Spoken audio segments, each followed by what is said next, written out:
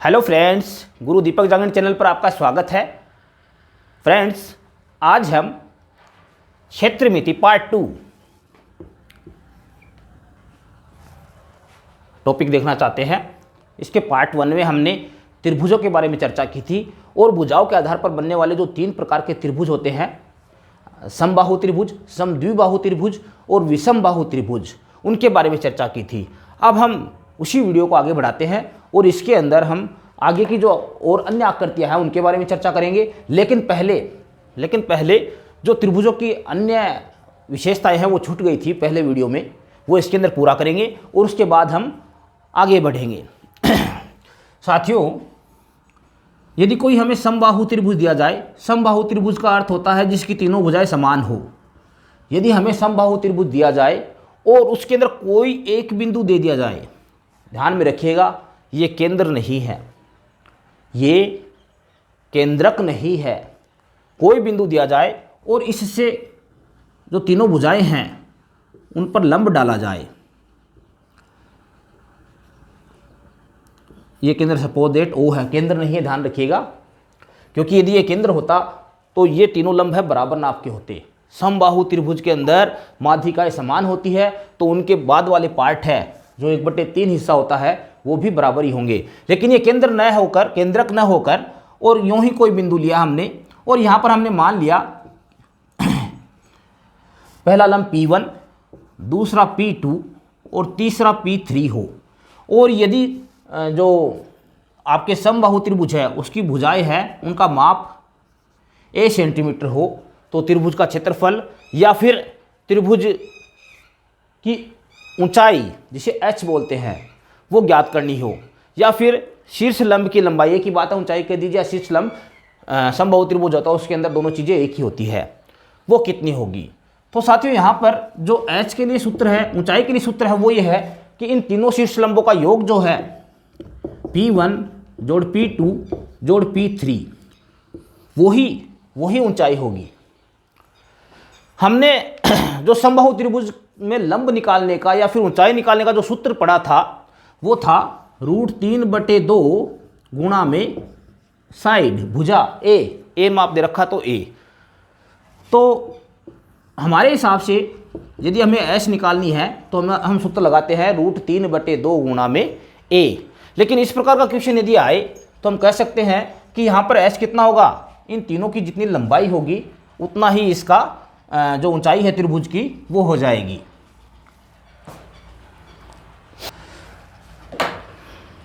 एक क्वेश्चन है, यहाँ पे P1 है वो √3, P2 है वो 2√3 और P3 जो है वो 5√3 हो तो त्रिभुज का क्षेत्रफल ज्ञात कीजिए। इसके अंदर हम अप्लाई करके देखते हैं और हम देखते हैं ये √3 है, ये 2√3 और ये 5√3।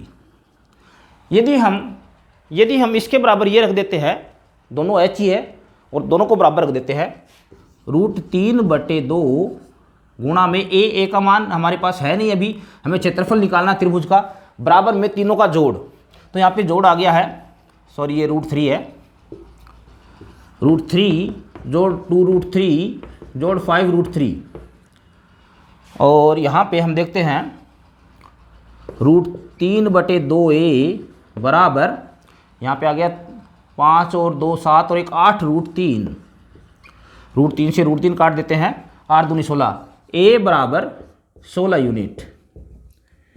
a हमारे पास आ गया 16 यूनिट, यानी सेंटीमीटर में होता तो हम कह सकते थे कि समबाहु त्रिभुज की एक भुजा है वो 16 सेंटीमीटर है। और अब तो क्षेत्रफल निकालना तो बहुत आसान हो गया। फिर हमें पता है जो समबाहु त्रिभुज का क्षेत्रफल होता है वो √3/4 गुणा में साइड स्क्वायर, भुजा की स्क्वायर होता है। तो यहाँ पे मान रख देते हैं √3/4 गुणा में 16 गुणा 16, इसको काट दिया हमने, 4 चौके 16, 16 चौके 48, सॉरी 16 चौके 64, 64 √3 सेंटीमीटर स्क्वायर या यूनिट स्क्वायर, यूनिट है तो यूनिट स्क्वायर, ये इसका क्षेत्रफल हो जाएगा। यदि हमें लंब पूछा जाए तो हम लंब निकाल सकते हैं, लंब का मान निकाल सकते हैं 16 सेंटीमीटर या 16 यूनिट, और क्षेत्रफल पूछा जाए तो हम लंब का मान निकाल के और क्षेत्रफल निकाल सकते हैं। अब सॉरी, यहाँ पे हमने ये भुजा निकाली है, हमने भुजा निकाली और भुजा निकालने के बाद भी हमने क्षेत्रफल निकाल लिया है। यदि सीधा हमें लंब पूछा जाए तो हम इन तीनों का जोड़ कर देंगे, वो लंब आ जाएगा, ऊंचाई आ जाएगी। यानी 8√3 है, वो यहाँ से लंब डाल देंगे तो उसकी लंबाई 8√3 आएगी। आप स्क्रीनशॉट लेना चाहें इसका ले सकते हैं। इसके बाद हम आगे की बात शुरू करते हैं। कोई भी बहुभुज हो, वेरी मोस्ट है, और आपके पटवार एग्जाम के अंदर तो विशेष रूप से प्रश्न बनते हैं इसमें। अंतःकोणों का योग, बहिष्कोणों का योग, प्रत्येक अंतःकोण का माप, प्रत्येक बहिष्कोण का माप, ये हमें अच्छी तरह से एक सूत्र है उसके द्वारा याद कर लेना है। हमें यदि कोई बहुभुज दिया गया है, बहुभुज का अर्थ होता है जिसकी 2 से अधिक भुजाएं हों, वो बहुभुज है। बंद आकृति होनी चाहिए, समतल में बनी होनी चाहिए। हमें ABC त्रिभुज दे दिया गया है और हमें ये पूछा जाए कि इसके सारे अंदर के कोण, जो तीनों अंदर के कोण हैं, उनका जोड़ कितना होगा।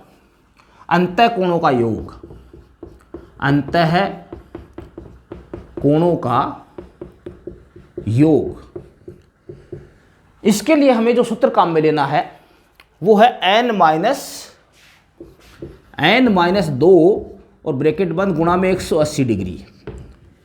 ये न केवल त्रिभुज बल्कि जितने भी बहुभुज होते हैं, चतुर्भुज, पंचभुज, षटभुज, जो भी जितनी भुजाएं हैं, उन सभी आकृतियों के लिए लागू होता है। n यहाँ पर है भुजाओं की संख्या। हम इसके अंदर देख सकते हैं 3 भुजाएं हैं, तो यहाँ पर n का मान हो गया 3। 3 - 2 गुणा में 180, 1 गुणा 180 बराबर 180 डिग्री। ये हो गया है इस त्रिभुज के जो अंतःकोण है सारे, उनका जोड़। यानी त्रिभुज के जो अंदर तीनों कोण हैं उनका जोड़ है वो 180 डिग्री होगा। अब दूसरा जो सूत्र बनता है वो होता है प्रत्येक अंतःकोण की माप, प्रत्येक अंतःकोण की माप। यहां पे ये बात आपको अच्छी तरह से बता दूं, प्रत्येक अंतःकोण की माप तभी निकलेगी जब सभी भुजाएं बराबर होगी। चाहे त्रिभुज हो, चतुर्भुज हो, चाहे कोई सा भी बहुभुज हो, उसके अंदर प्रत्येक अंतःकोण की माप निकालनी है तो सभी भुजाएं समान माप की होनी चाहिए। यानी त्रिभुज होगा तो वो समबाहु त्रिभुज होगा, तभी हम ये सूत्र लगा सकते हैं। और इसके अंदर सूत्र ऊपर वाला ही है, n - 2 × 180, केवल बटे में n लगा देना है, यहाँ पे बटे में n।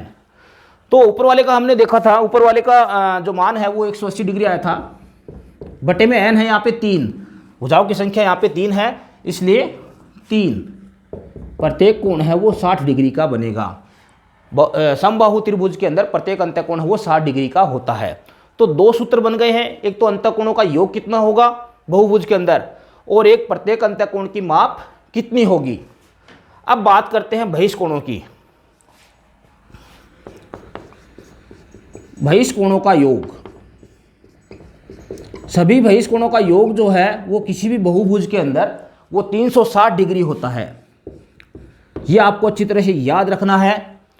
इसके जो 3 बाहर कोण बन रहे हैं, जैसे इनको आगे बढ़ाया जाए, एक ये कोण बन गया है, फिर इसको आगे बढ़ा दिया जाए, एक ये, इसको आगे बढ़ाया जाए ये, इन सभी बहिष्कोणों का माप है 360 डिग्री होगा। यदि यहाँ पे चतुर्भुज होता तो उसके बहिष्कोणों का योग 360 डिग्री, यदि यहाँ पे षटभुज होता उसके बहिष्कोणों का योग 360 डिग्री, यहाँ पे अष्टभुज होता उसके बहिष्कोणों का योग 360 डिग्री। यानी कोई सा भी बहुभुज हो जिसकी भुजाएं समान हो, उसके बहिष्कोणों का योग है वो 360 डिग्री होगा। अब बात करते हैं प्रत्येक बहिष्कोण का माप। प्रत्येक बहिष्कोण का माप, यहां पर वही सूत्र लगाना है, 360 बटे में n। यहां पे n त्रिभुज के अंदर हम देखते हैं, समबाहु त्रिभुज के अंदर 3 है, भुजाओं की संख्या 3 है, इसलिए 3 का भाग लगा देते हैं, 120 डिग्री। प्रत्येक बहिष्कोण का माप है वो आसानी से निकाल सकते हैं, भुजाओं की संख्या जितनी भी उसको उससे हम 360 डिग्री को डिवाइड कर देंगे।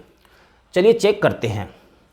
एक सूत्र होता है सरल रेखा का, कि इसके ऊपर जो भी 2 कोण बनते हैं, यदि हम एक सीधी रेखा ले, सरल रेखा हमें पता है 180 डिग्री की होती है, इसके ऊपर जो कोण बनता है बिंदु पर वो 180 डिग्री का होता है। यदि हम इसके ऊपर 2 कोण बना दें तो दोनों का जोड़ 180 डिग्री होना चाहिए। यहाँ इसके अंदर चेक करते हैं। प्रत्येक अंतःकोण की माप आई थी 60 डिग्री, प्रत्येक बहिष्कोण की माप आई है 120 डिग्री। दोनों का टोटल देखें हम तो एक सरल रेखा बन रही है 180 डिग्री की, यानी हम इस प्रकार से चेक कर सकते हैं। तो ये न केवल त्रिभुज के अंदर बल्कि जितने भी बहुभुज हैं जिनकी भुजाएं समान होती है, समान माप की होती है, उनके अंदर ये चारों सूत्र हम काम में ले सकते हैं और विशेष रूप से पटवार एग्जाम के अंदर इनसे प्रश्न बनते हैं। आप इसका स्क्रीनशॉट लेना चाहे ले सकते हैं। उसके बाद हम आगे की बात शुरू करते हैं।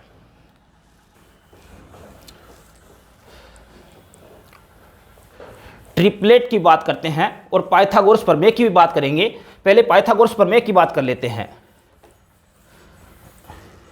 पाइथागोरस एक प्रसिद्ध गणितज्ञ रहे हैं।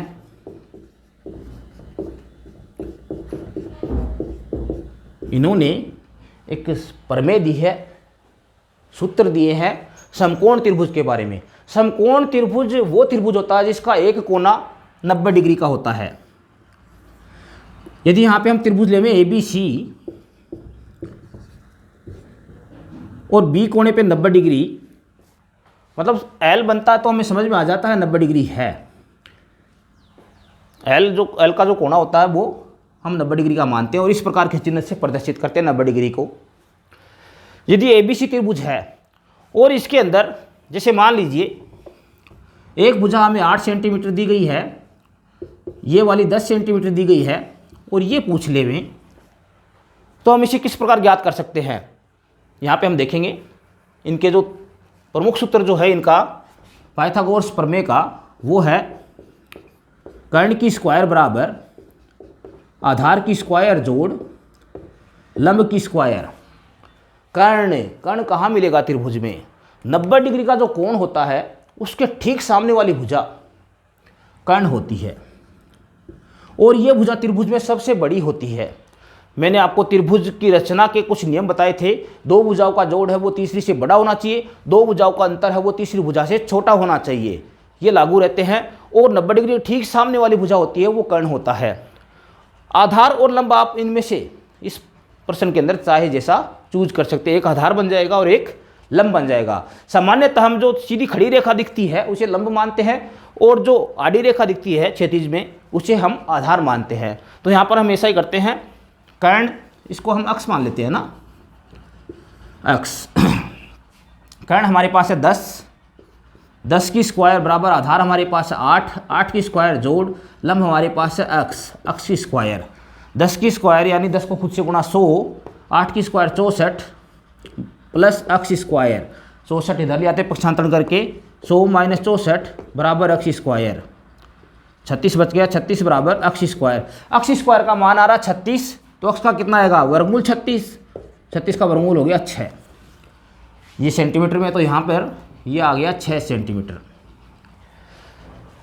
समकोण त्रिभुज में यदि दो भुजाएं दे दी गई हो और तीसरी पूछी जाए तो हम पाइथागोरस प्रमेय को काम में लेते हैं और जिसका मूल सूत्र है कर्ण की स्क्वायर बराबर आधार की स्क्वायर जोड़ लंब की स्क्वायर। इससे दो सूत्र और बना सकते हैं हम आधार के और लंब के पक्षांतरण करके। यदि लंब को उधर ले जाएं तो आधार की स्क्वायर हो जाएगा आधार की स्क्वायर बराबर कर्ण की स्क्वायर माइनस लंब की स्क्वायर। और इसी प्रकार यदि आधार की स्क्वायर को उधर पक्षांतरण करके ले जाए तो लंब का बन जाएगा लंब की स्क्वायर बराबर कर्ण की स्क्वायर माइनस आधार की स्क्वायर। कहने का अर्थ यह है यदि सबसे बड़ी भुजा ज्ञात करनी है तो शेष दोनों भुजाओं के वर्गों का योग जोड़ हमें करना पड़ेगा और छोटी कोशी निकालनी पड़ती है, तो जो बची हुई है वो कर्ण में से घटानी है। मुख्य सूत्र ये आपको याद रखना है। पाइथागोरस प्रमेय से हम इस प्रकार दो दी गई भुजाओं से तीसरी भुजा ज्ञात कर सकते हैं। अब यहाँ पे आप देखोगे ट्रिपलेट, हम इसी की बात करने वाले हैं। अब ट्रिपलेट के अंदर 3 संख्याएं ऐसी होती है, ट्रिपलेट के अंदर 3 ऐसी संख्याएं होती है जिसके ऊपर पाइथागोरस प्रमेय का ये नियम है लागू होता है। यहाँ पे हमने देखा 3 संख्या ये 6, 8 और 10, 6, 8 और 10, 6, 8 और 10। ये ट्रिपलेट है या नहीं, ये पता लगाने का सबसे अच्छा तरीका ये है कि छोटी दोनों भुजाओं के वर्गों का योग है वो सबसे बड़ी भुजा के वर्ग के बराबर होना चाहिए। तो यहाँ पे 6 की स्क्वायर 36 जोड़ 8 की स्क्वायर 64 बराबर 10 की स्क्वायर 100। ये 100 और 100 बराबर हो गए, इसका मतलब ये ट्रिपलेट है। ट्रिपलेट के बारे में जानकारी आपको रखना बहुत ज़रूरी है। कई बार इस प्रकार के प्रश्न आते हैं जिनके अंदर ट्रिपलेट के द्वारा हम सेकंडों के अंदर प्रश्न हल कर सकते हैं। अब बात ये आती है कि ट्रिपलेट कैसे ज्ञात करें हम। तो इसके अंदर कुछ नियम है, वो आपको याद रखने हैं। यहाँ पे मैं बात करूँ कि हमने पहला अंक, ट्रिपलेट का पहला अंक यदि सम लिया है, ट्रिपलेट का पहला अंक यदि हमने सम लिया है, यदि ट्रिपलेट का हमने पहला अंक सम लिया है, तो हम सबसे पहले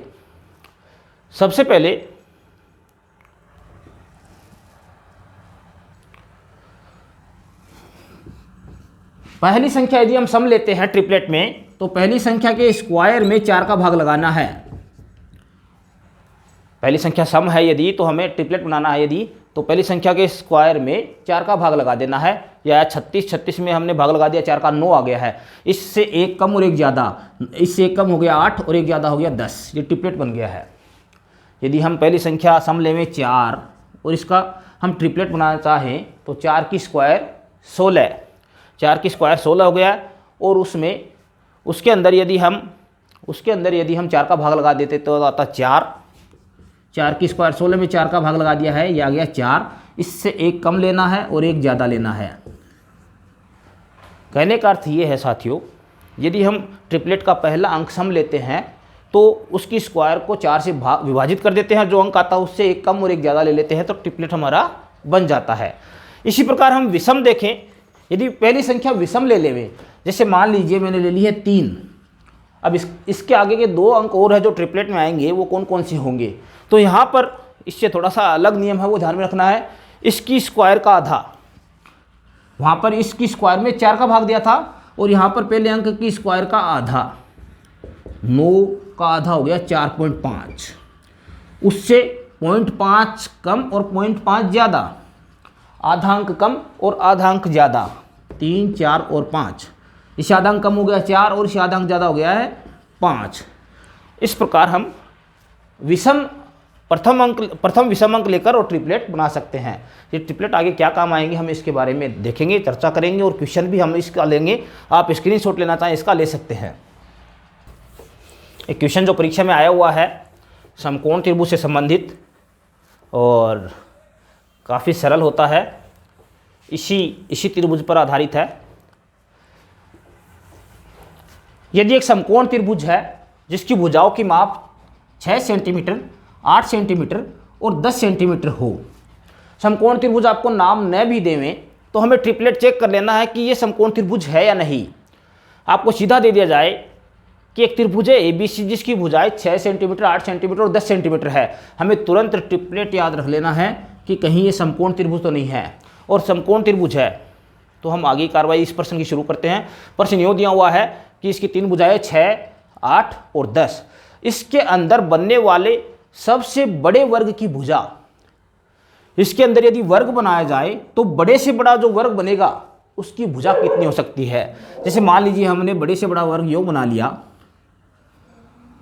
तो इसकी भुजा की माप है वो कितनी होगी। वर्ग का आपको पता है इसकी चारों भुजाएं समान होती है, एक भुजा कोई सी भी हम ज्ञात कर लेंगे।